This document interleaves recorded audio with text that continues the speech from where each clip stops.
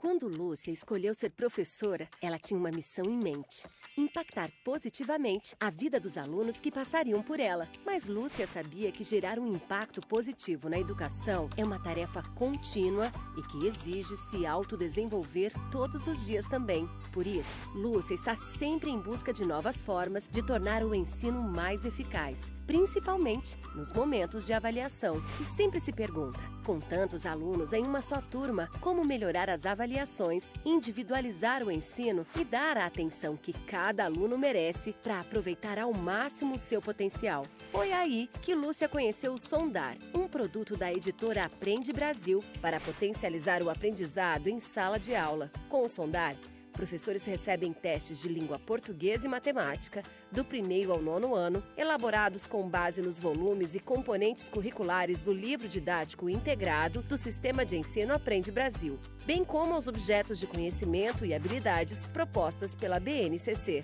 Já com o Sondar, resultados de aprendizagem, são disponibilizados gráficos personalizados com o desempenho individual de cada um dos alunos, com os resultados da turma. A partir de relatórios com habilidades, descritores e pontos a melhorar de cada um, é possível produzir planos de ação individuais para garantir um aprendizado mais eficaz em sala de aula. Os professores também têm acesso a vídeos com dicas de como abordar os conteúdos apresentados nos testes de formas diferenciadas, pensando na individualidade de cada aluno. O Sondar também disponibiliza vídeos feitos especialmente para os alunos, que os orientam na resolução das questões dos testes, permitindo que repensem ou refaçam exatamente aquilo que tiveram dúvidas, tendo assim novas possibilidades de aprender. Desde que conheceu o Sondar, Lúcia passou a avaliar seus alunos de forma mais eficaz e a explorar diferentes metodologias em sala de aula, percebendo menos dificuldades dos alunos ao longo das atividades e avaliações realizadas nas aulas. Entre em contato conosco, conheça o Sondar e transforme você também o ensino na sua sala de aula. Uma educação mais positiva começa por você.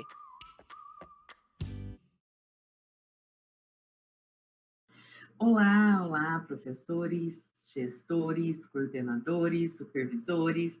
Prazer muito grande, imenso estar aqui com vocês nesse encontro virtual, nessa série de lives aqui que o Sistema Aprende Brasil está proporcionando aqui para vocês, um momento de reflexão aí e de análise, né, sobre as habilidades da avaliação aí do Sondar Volume 1.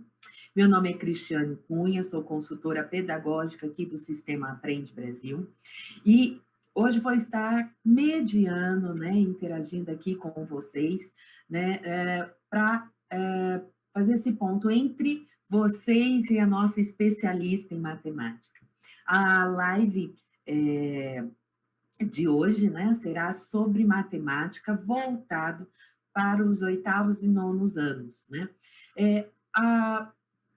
O Sondar, né, ele é ofertado aos nossos municípios parceiros e conveniados aqui do Sistema Aprende, e o propósito principal dessa série de lives com os nossos especialistas, tanto em língua portuguesa quanto em matemática, é para apoiar professores e gestores nesse pós-aplicação da avaliação do Sondar Volume 1. Então, aplicamos, vocês já aplicaram, e aí o resultado, o que eu faço, olhei, analisei, percebi que existem algumas habilidades ali que os meus alunos precisam desenvolver. Então, essas lives é para esse momento de reflexão sobre esses resultados dos alunos, né? E também uma oportunidade, né, desses nossos especialistas trazerem sugestões, dicas, né, estratégias aí diferenciadas para que vocês possam pensar, né, e auxiliar vocês nessa elaboração desse plano de ação, né, e pensar estratégias mais eficazes aí de intervenção pedagógica, né, porque é uma sugestão, né, eles vão sempre trazer dicas aí importantes aí, fundamentais. Acho importante a gente colocar que, devido ao nosso tempo, nós não vamos conseguir passar por todos os testes, todas as habilidades de matemática do 8º e 9º ano. Então, a nossa especialista, ela teve um olhar ali sobre a avaliação do sondar, selecionou algumas habilidades, tá? E ela vai trazer, vai fazer essa reflexão, vai pensar, vai analisar as atividades corretas, as que, as que são erros, as possibilidades de erro ali dos alunos e trazer essas dicas aí para vocês. Então, nós teremos ao longo do ano mais lives, tá? Com esses objetivos, né? Então, nós teremos live de língua portuguesa e matemática voltada para o volume 2, depois para o volume 3 e volume 4. Então, durante o ano, nós teremos aí uma série de encontros, tá bom? Vamos para algumas orientações aqui gerais antes de eu conseguir chamar a nossa especialista.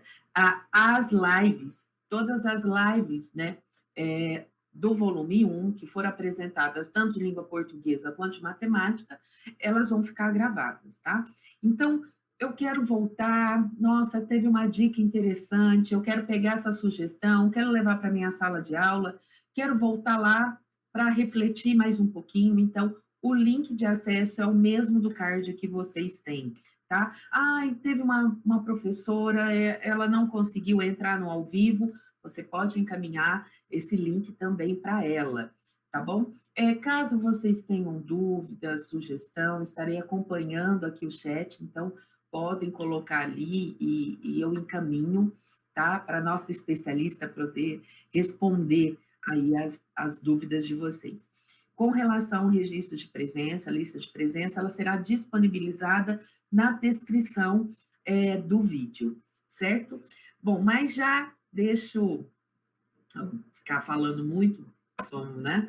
Já vou chamar aqui a nossa especialista, a professora de matemática, Thaís Trábico.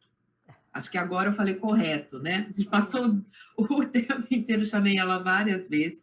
A Thaís, que é especialista em matemática, professora que vai estar aqui hoje com vocês, e ela vai trazer dicas, sugestões muito boas, voltadas para a matemática, voltadas para as habilidades, que ela tem selecionado ali. Thaís, Oi, me ouve? Cris, tudo bom? Tudo jóia, Thaís. Queria agradecer mais uma vez, né? Você que esteve aí conosco, fazendo todos os anos, né? Muito obrigada pela sua disponibilidade, né? E a tela é toda sua, Thaís. Muito obrigada, Cris, obrigada pela apresentação. E a todos que estão nos assistindo, sejam bem-vindos e bem-vindas. E vamos começar esse trabalho aqui de análise de algumas questões do sondar de matemática de 8º e 9º anos no volume 1, tá? Eu selecionei algumas questões que eu achei que tenha dicas que eu posso dar, que precisam do nosso olhar, que são novidades, às vezes, por causa da BNCC, e nós vamos fazer essa análise agora. Então, vamos começar por uma questão do 8º ano, a questão 2, que tem o seguinte enunciado. Observe a imagem da seta EFGHIJK e sua simétrica E', F', G', H', I', J', K', e atente-se para a simetria de rotação presente nela. Então, a gente, observando a imagem, nós vemos uma seta que tem duas representações e a gente percebe claramente que houve uma rotação de uma em relação à outra. O enunciado diz ainda, o ponto que equivale ao centro de rotação da seta para a imagem simétrica é o ponto. Então, a gente tem que identificar aí dentro dos pontos que estão marcados, nesse conjunto de pontos, qual seria o centro de simetria em torno do qual ocorreu essa rotação. A alternativa correta de resposta é a letra A.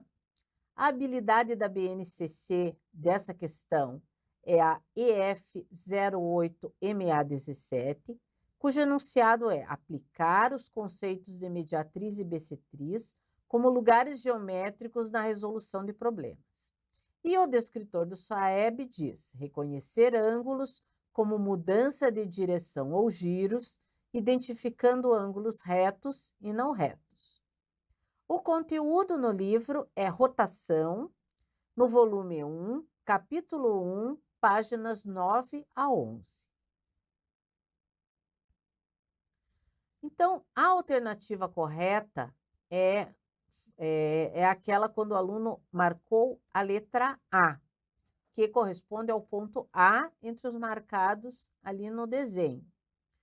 Nesse caso, o aluno acertou porque foi capaz de localizar o centro de rotação, observando, entre outras coisas, que quanto mais próxima do centro de rotação, menor é o deslocamento em unidades de comprimento. Então, observando os pontos da figura original e observando os pontos da figura que sofreu a rotação, por exemplo, o ponto B e o ponto B', quanto mais perto do ponto do centro da rotação, menor a distância entre B e B'. Essa é uma dica que a gente pode dar para os alunos. O aluno que marcou a resposta errada, letra B, que corresponde ao ponto B da figura, ele deve ter considerado o ponto I' como simétrico de J, e assim imaginou que o centro de rotação é o ponto B. Eu vou voltar ali até a imagem para a gente ver ali que o ponto I' e o ponto J estão tão próximos que parece que um é a rotação do outro. E nesse caso, o centro de rotação seria o ponto B. Mas a primeira coisa é que o simétrico de I' é I e o simétrico de J é J'. Então, essa alternativa está incorreta. Se o aluno marcou a alternativa C, que corresponde ao centro no ponto C, ele também errou, porque ao observar que o ponto C é ponto de interseção de dois lados da figura, ele imaginou que ali podia ser o centro de rotação. Vejam aqui que o ponto C está na interseção de dois pontos e parece que as setas estão girando em volta desse ponto, mas essa não é uma resposta correta. E a última alternativa errada é a alternativa D, que corresponde ao ponto D como centro de rotação, que também não é. Quando o centro de rotação coincide com um dos pontos pertencentes à figura, o simétrico dela coincide com o próprio centro de rotação. Entretanto, o contrário não acontece. Pode ocorrer que um ponto seja simétrico de outro ponto sem que ele seja o centro de rotação da figura. Isso deve ter gerado uma confusão aqui para os alunos, porque observando a figura, a gente vê ali que tem o ponto E coincidente com o ponto G'. E isso pode gerar um erro. Não, ali está por perto, está o centro de rotação. E isso não é correto. Como, então, trabalhar essa habilidade para que os alunos consigam atingi-la, né? Uma sugestão que eu gosto bastante é utilizar recursos digitais, como um software de geometria dinâmica. Se você tem essa possibilidade, os alunos podem usar tanto o software do GeoGebra instalado no computador, se você tiver acesso a isso, pode trabalhar na versão online do GeoGebra, ou ainda tem uma versão para celular do GeoGebra. A sugestão do GeoGebra eu dou porque ele tem é fácil o acesso a esse software, desde que, claro, você tenha o equipamento para acessá-lo. E dentro do GeoGebra, existem ferramentas para construir essas transformações de rotação, translação e reflexão. Então, usando essas ferramentas, o aluno compreende melhor o que significa essas transformações que ocorrem numa figura. Além disso, se usar a versão de álgebra do GeoGebra, esses pontos podem ser representados por suas coordenadas, o que vai ajudar na compreensão também dessas transformações, tá? Caso isso não seja possível, sempre se pode usar malha quadriculada, papel milimetrado, para fazer essas representações e observar rotações, translações e reflexões. No livro, nós temos aqui atividades que são, como eu falei, feitas em uma malha quadriculada, tá? Então, nós temos aqui uma atividade um pouco parecida. Pede-se a rotação de uma seta, uma rotação de 90 graus na letra A no sentido horário e uma rotação de 180 graus da seta também, certo? Então, aqui tem, e essas rotações estão sendo pedidas para fazer em torno do centro do plano cartesiano. Mas é sempre bom variar, não colocar sempre o centro no mesmo lugar, principalmente no centro do sistema cartesiano, para que os alunos compreendam que outros pontos do plano também podem ser centro de rotação. Vamos para a próxima questão, que é a questão 8. Uma loja de jogos fez uma promoção em que diversos produtos estavam com 35% de desconto. Nesse dia, um jogo, cujo preço normal era de R$ 345, poderia ser comprado por... Então, o objetivo é descobrir qual é o preço do jogo com esse desconto. Nessa questão, a resposta correta é a alternativa C. A habilidade da BNCC é a EF08MA04, que é resolver e elaborar problemas envolvendo cálculo de porcentagens, incluindo o uso de tecnologias digitais. O descritor do SAEB é resolver problema que envolva porcentagem. No livro, o conteúdo é matemática financeira, no volume 1, capítulo 3, página 49. A alternativa correta de resposta para essa questão é a letra C, R$ 224,25. Se o aluno respondeu essa questão corretamente, ele domina as técnicas de aplicação de desconto a um valor dado, seja pelo cálculo em duas etapas, na qual primeiro o aluno calcula o desconto e depois faz a subtração para obter o valor com desconto, ou seja pela multiplicação direta, que você pode ensinar para o aluno a multiplicar somando o valor do desconto na forma de um número decimal com o número 1. Ou no caso, como é desconto, fazer uma subtração, que daí você tira o desconto do valor total e multiplica esse valor para obter o valor com desconto, tá? Então, são duas maneiras de obter o desconto, mas aqui nessa questão, qualquer uma das duas vai funcionar desde que o aluno saiba aplicá-las corretamente. A alternativa errada 1 é a letra A, R$ 120,75. Para o aluno chegar nessa resposta, ele falhou na compreensão do comando da questão, porque ele calculou o desconto, mas não aplicou sobre o preço para obter o preço de venda. Então, ele fez uma parte. Provavelmente, ele não fez a quantidade suficiente de resolução de problemas desse tipo para entender que ele é composto de duas etapas. Se o aluno marcou a alternativa errada 2, que é a letra B, a resposta dada foi R$ 207. Ele fez uma estimativa de percentual errado para o preço final. Ele calculou como 60% em vez de 65% do preço original.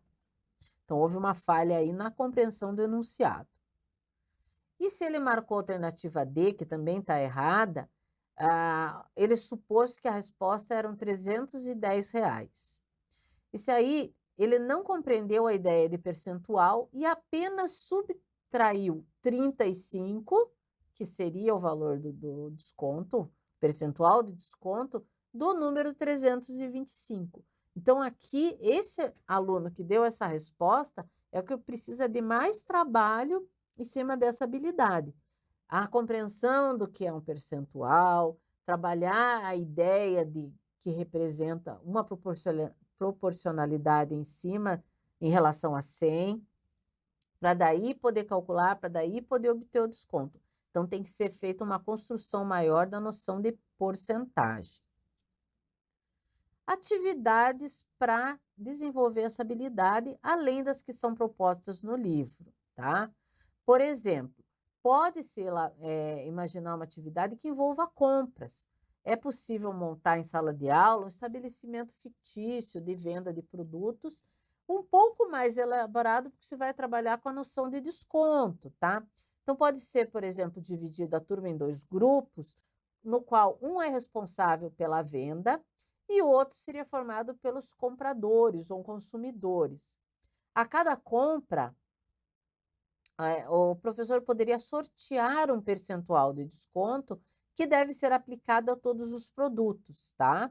Então, o professor pode confeccionar cartões com descontos de 5%, 10%, 15%, e os produtos que estão sendo vendidos devem ter os preços marcados, podem ser combinados entre o professor e os alunos, podem estar representados em cartões, mas quando inicia um momento de desconto, o professor diz: agora tudo está em promoção com desconto de 20%.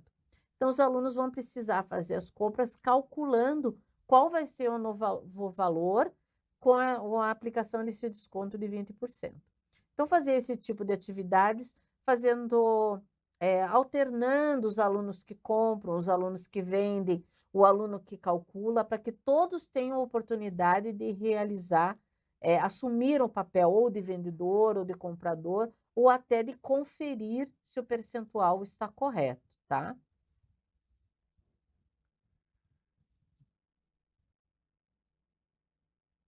E no livro nós temos uma atividade também um pouco mais tradicional, que também é mais próxima da atividade, da questão que foi apresentada no sondar, que é: compre um par de tênis e ganhe 20% de desconto, ou compre 2 pares e ganhe 30% de desconto no valor total.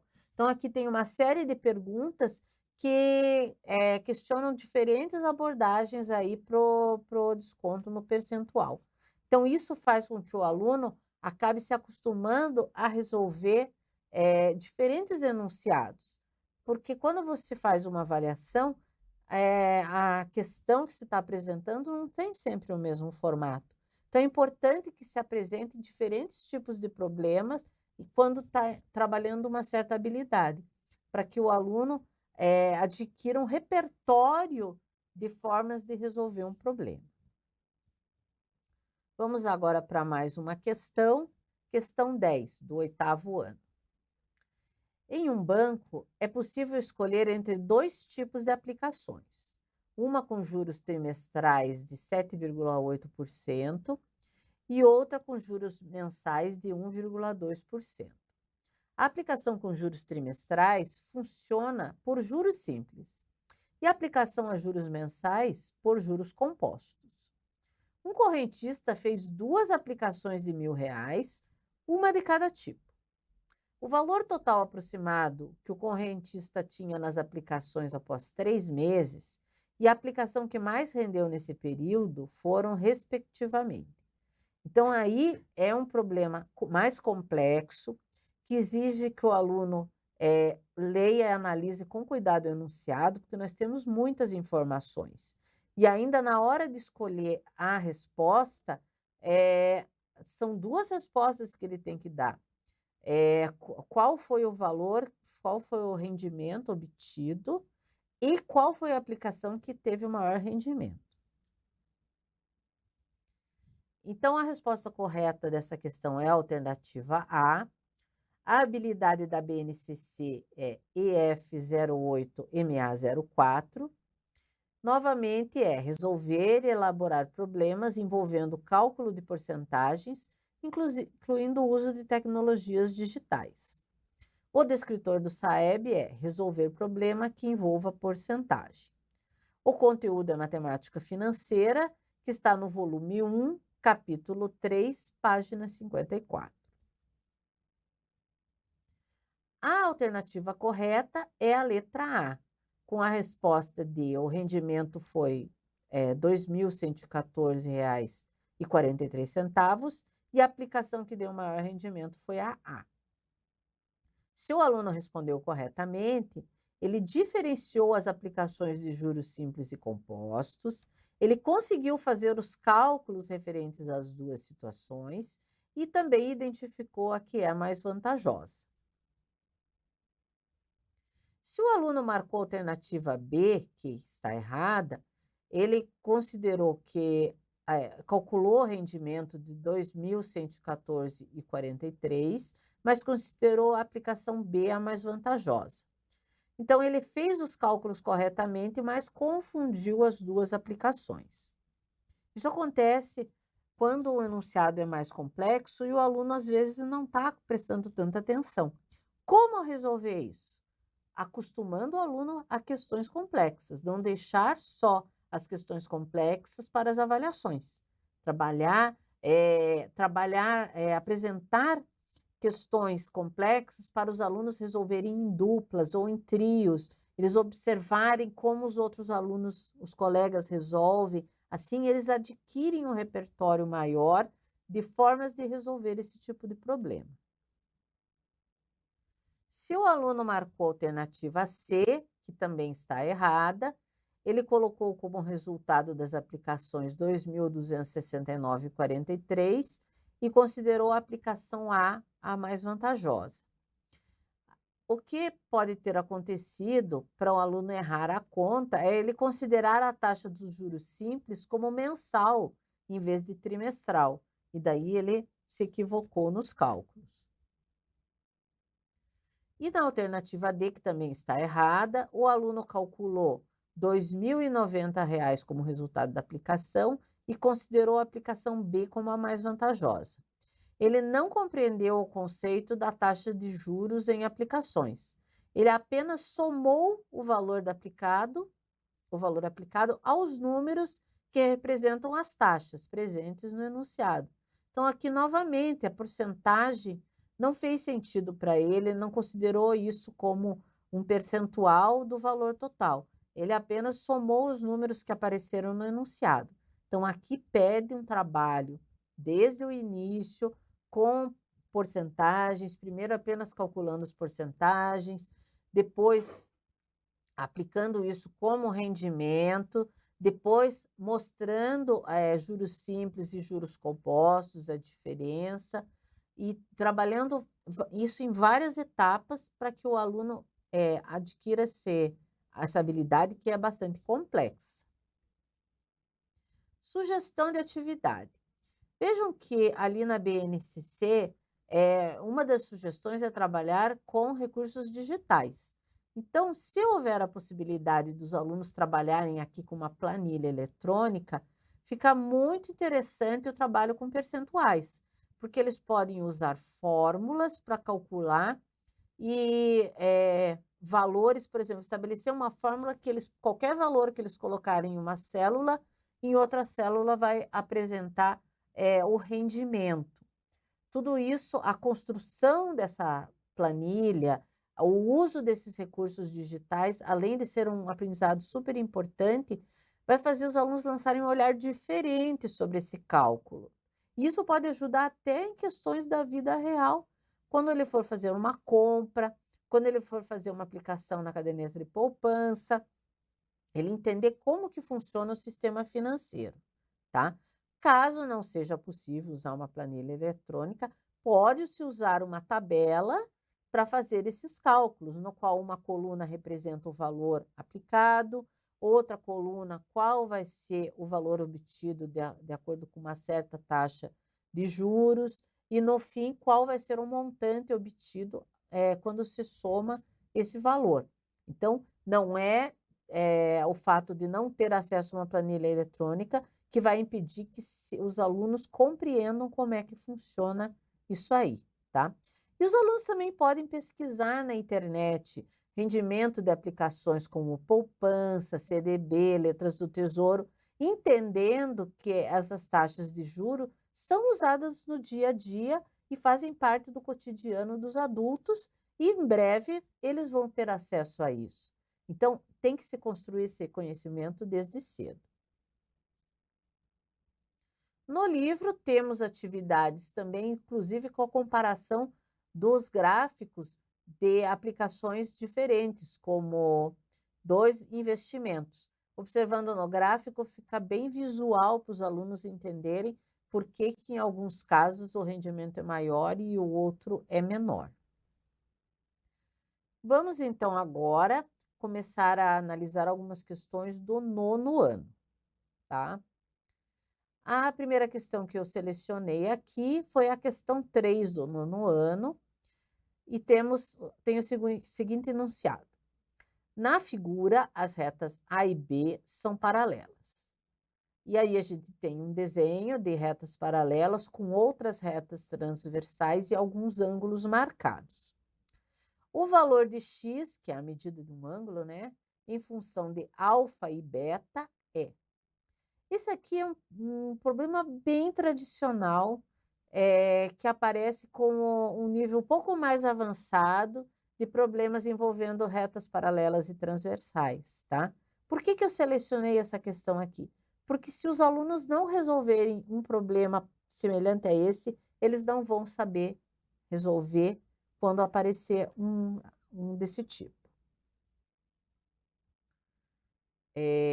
Então, a resposta correta é a alternativa C. A habilidade da BNCC é a EF 09MA10, tá? Essa habilidade, o texto dela é demonstrar relações simples entre os ângulos formados por retas paralelas cortadas por uma transversal. O descritor do SAEB é identificar propriedades de triângulos pela comparação de medidas de lados e ângulos. E o conteúdo é ângulos determinados por retas paralelas, no volume 1, capítulo 1, páginas 9 a 12. Então, assim, a alternativa correta é a letra C e a resposta é alfa mais beta. O aluno que acertou, ele já viu resolver um problema parecido com esse, em que tem um ângulo que para a gente obter a medida dele, você tem que observar outros ângulos que estão formados entre as paralelas e as transversais. O aluno, então, provavelmente já havia resolvido um problema semelhante e compreendeu as estratégias que são usadas para obter esse ângulo desconhecido, que é aplicar as propriedades dos ângulos formados. É preciso, para resolver esse problema, traçar mais uma paralela, passando pelo vértice do ângulo de medida x, e daí identificando os ângulos correspondentes ou alternos internos aí, que somados vão dar a medida do ângulo x. Então, a resposta é alfa mais beta. Se o aluno marcou a alternativa errada 1, que é a resposta 2 alfa, o aluno provavelmente não havia compreendido essa estratégia, talvez até já tivesse visto, mas não absorveu ela por completo. Então, aplicou a alternativa de uma forma incorreta, que ele identificou 2 vezes o ângulo alfa, em vez de encontrar o ângulo alfa e o ângulo beta. Se o aluno marcou a alternativa errada 2, que é a letra B, 2 alfa menos beta, o aluno provavelmente não compreendeu a estratégia para a resolução de questões como essa e também a aplicou de forma incorreta. E se o aluno marcou a alternativa D, alfa menos beta, novamente, ou ele não conhecia a estratégia, ou ele a confundiu com adição e subtração desses ângulos ali. Então, é importante apresentar ao aluno questões como essas, porque quando a gente está trabalhando retas paralelas cortadas por uma transversal, parece que a única dificuldade é só os alunos identificarem os ângulos que têm mesmas medidas ou os ângulos que são suplementares. Mas não, existem problemas que vão um pouco além. E nesse caso, esse é um problema que avança um pouco e pede para o aluno usar a lógica, usar novas estratégias e pensar diferente, não apenas de simples aplicação. Um recurso que pode ser usado para trabalhar com questões desse tipo são os softwares de geometria dinâmica. Você pode pedir para os alunos construírem um feixe de retas paralelas, traçarem uma transversal, usarem o recurso de medidas de ângulos e marcar todos os ângulos formados ali nesse feixe. E, como permite o software de geometria dinâmica, é possível alterar o ângulo da transversal observando o que acontece com os ângulos. Então, um ângulo que media, por exemplo, 30 graus e tinha os seus correspondentes que também mediam 30 graus, quando você muda o ângulo para 45 graus, os seus correspondentes também vão mudar. Isso aí, eu como professora, eu acho mágico ver isso. Observar que uma regra teórica que a gente aprende funciona e a gente pode ver ela funcionando de forma dinâmica. É claro que se você não tem acesso a recursos digitais, você pode insistir em desenho geométrico, pedir para os alunos traçarem usando régua, compasso, esquadros, que eles também vão observar a mesma coisa, tá? E no livro, nós temos exatamente, eu trouxe aqui, destaquei, dois exercícios que usam exatamente esse recurso de traçar mais uma paralela ali para obter as medidas desconhecidas, tá? Então, reforço que como é importante trabalhar esse tipo e não ficar apenas na identificação dos ângulos que são correspondentes, que são alternos internos, tá certo? Vamos agora para a questão 4 do 9º ano. Na figura, a reta DE é paralela à base do triângulo ABC. As medidas indicadas na figura se referem aos lados do triângulo ABC e ao comprimento DE. Então, a gente tem ali o desenho de um triângulo com essa reta DE paralela a um dos lados e outras medidas indicadas também. Assim, e o enunciado do problema continua. Assim, o valor de x do triângulo ADE equivale a... Essa questão 4 tem como resposta correta a alternativa D. A habilidade da BNCC é a EF09MA12, que é reconhecer as condições necessárias e suficientes para que dois triângulos sejam semelhantes. Então, ali nós temos um caso de semelhança de triângulos. O descritor Saeb diz: reconhecer que as imagens de uma figura construída por uma transformação homotética são semelhantes, identificando propriedades e ou medidas que se modificam ou não se alteram. O conteúdo é semelhança de figuras, está no volume 1, capítulo 2, página 24. A alternativa correta de resposta, então, é a letra D, e a medida é uma unidade de comprimento, né? Se o aluno escolheu essa alternativa, ele reconhece a semelhança dos triângulos e aplica suas propriedades para calcular medidas desconhecidas, usando a proporcionalidade, né? Se o aluno marcou a alternativa errada 1, que é a letra A, e indicou como medida 0,50, ele apenas obteve a razão de semelhança entre os dois triângulos, mas não aplicou corretamente para encontrar a medida que foi pedida. Então, ele está num passo intermediário aí para dominar essa habilidade. Se o aluno marcou a alternativa errada 2, que é a letra B, 0,75, ele escolheu a medida errada para obter o valor desconhecido, não tendo identificado os segmentos correspondentes que são proporcionais. Então, ele precisa um pouco mais de trabalho em cima da semelhança de triângulos e proporcionalidade para identificar corretamente. Isso realizando um pouco mais de atividades, mais alguns exercícios, até errando os exercícios. O papel do erro aqui Vamos ver por que você errou. Porque você não identificou os segmentos correspondentes. E a alternativa errada 3 é a letra C, 0,85.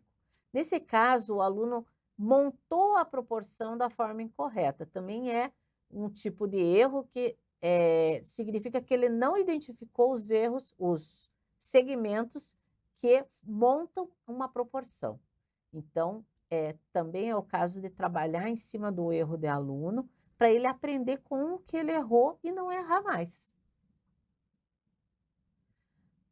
Mais uma vez, a minha sugestão de atividade, como a gente está trabalhando com geometria, é utilizar um software de geometria dinâmica, que também tem um recurso de realizar medidas de segmentos. Da mesma forma, é possível montar triângulos semelhantes, da forma como aparece no enunciado, em que um triângulo semelhante ao outro é obtido por uma reta paralela a uma das bases, e medindo todos os segmentos, quando você deforma aquele triângulo, você vê que as medidas continuam sendo proporcionais, tá? Ou pode usar o recurso de fazer desenho geométrico, usando esquadros, usando régua, usando um compasso, também para desenhar triângulos semelhantes.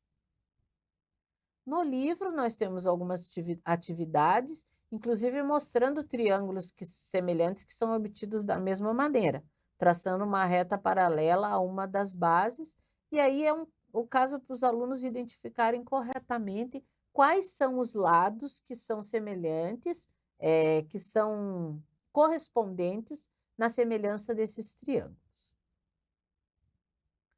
Mais uma questão do 9º ano, a questão número 9. Durante as dobras para fazer um origami, uma folha de papel quadrada de 20 centímetros de lado foi dobrada ao meio, seguindo uma de suas diagonais. Sabendo que a diagonal de um quadrado equivale à medida do seu lado vezes raiz de 2, o valor da diagonal desse quadrado de papel equivale a um número entre... Então, aqui nós vamos ter alternativas que vão dar possibilidades de intervalos aonde esse valor está. A alternativa correta é a letra D. A habilidade da BNCC trabalhada aqui é a EF09MA02, que é reconhecer um número irracional como um número real cuja representação decimal é infinita e não periódica, e estimar a localização de alguns deles na reta numérica. Então, aqui a gente traz exatamente a dificuldade que tem nessa questão. Primeiro, nós estamos trabalhando com um número irracional, que é a raiz de 2. E esse número tem que ser apresentado para os alunos, explicado para eles qual o significado dele ser irracional, que ele vai ter uma representação decimal que é infinita. Então, como que nós vamos trabalhar com esse número? Ou na forma de radical, ou fazendo uma aproximação. Tudo isso tem que ser apresentado, tem que ser mencionado, e os alunos têm que fazer cálculos envolvendo a aproximação de raiz de 2, para que quando ele chegue numa questão como essa, ele saiba como proceder. O descritor do SAEB é o seguinte: efetuar cálculos simples com valores aproximados de radicais, a mesma coisa que foi falado. E o conteúdo é números irracionais, no volume 1, capítulo 3, página 48. Então, o aluno vai ter... vejam que aqui a gente não menciona qual é a aproximação para a raiz de 2. Espera-se que o aluno ou já tenha memorizado, porque já usou, já fez cálculos, ou que ele seja capaz de fazer, digamos que ele está nervoso e não lembra o valor, mas que ele saiba como obter a aproximação da raiz por tentativas, tá? Sabendo, por exemplo, que a raiz de 2 está entre raiz de 1 e raiz de 4, que são raízes exatas. Então, esse problema parece simples, mas essa questão envolve uma série de conhecimentos que precisam ser trabalhados, tá? Então, a resposta correta está entre 28 e 28,5. Se o aluno marcou essa alternativa, ele compreende o conceito de um número irracional e é capaz de calcular uma aproximação para o valor de uma raiz não exata. Se o aluno marcou a alternativa A, que é uma alternativa errada, ele supôs que esse número está entre 29,6 e 30. O aluno se equivocou ao calcular a aproximação para a raiz não exata. Se ele marcou a alternativa errada 2, que é a letra B, e supôs que o número estava entre 29,1 e 29,5, também ele se equivocou ao calcular a aproximação para a raiz não exata.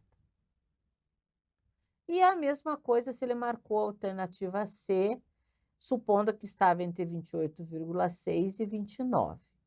Em todos os casos, as alternativas de resposta mostram que o aluno não está dominando plenamente o cálculo com aproximações. Então, isso só se vence trabalhando diferentes tipos de problema, efetuando diferentes tipos de cálculo e não somente fornecendo, se aparecer raiz de 2, você trabalha aí com 1,4. Não é suficiente. É importante que o aluno saiba, se ele não memorizou, obter essa aproximação, sabe? Chegar a fazer esse cálculo. Sugestão de atividade. Então, aqui é para trabalhar essa ideia da diagonal de um quadrado como um número irracional. Realizar uma atividade de construção de quadrados com diferentes medidas de lados e obter a medida de suas diagonais. Então, se pode sugerir para o aluno que ele construa, desenhe um quadrado e meça sua diagonal. Ele vai observar que existe um padrão ali, que é essa aproximação do valor do lado multiplicado por raiz de 2. Isso também pode ser feito num software de geometria dinâmica e usando os recursos do software que permitem calcular as medidas dos lados e da diagonal. Aliás, essa é a forma mais eficiente de fazer, porque os alunos podem construir um quadrado e simplesmente ir ampliando esse quadrado, puxando um dos pontos, um dos vértices e obtendo ali várias medidas e registrando esses valores de uma tabela para fazer a comparação, tá? É claro que ajuda bastante usar uma calculadora nesse momento, e a calculadora serve justamente para trabalhar com esses valores que às vezes trazem dificuldade para os alunos, mas quando você está fazendo uma avaliação, às vezes não é permitido o uso da calculadora. A calculadora acaba sendo um recurso que ajuda os alunos a compreender qual cálculo eles devem fazer, né? Na verdade, por menor que seja a unidade utilizada, o lado e a diagonal do quadrado são incomensuráveis. Isso significa que a gente não consegue encontrar uma razão de números inteiros que represente a razão entre o lado e a diagonal. E isso os alunos podem perceber fazendo essa atividade. No livro, nós temos exatamente o que eu falei, uma maneira dos alunos chegarem a uma aproximação de uma raiz que não é exata, comparando-a com raízes exatas, tá? Então, ali no exemplo, por exemplo, tem que a raiz de 9 é menor que a raiz de 12 e é menor que a raiz de 16. Só que a raiz de 9 é uma raiz exata, que é 3. E a raiz de 16 também é 4. Então, a gente vê que a raiz de 12 está entre 3 e 4. Aí os alunos podem tentar atribuir valores 3,1, 3,2, para ver qual valor que se aproxima mais do 12 quando você leva esse número com decimais ao quadrado, tá? Então, aqui a gente encerra essa análise das questões do 8º e 9º anos. Espero que as dicas e sugestões tenham sido úteis.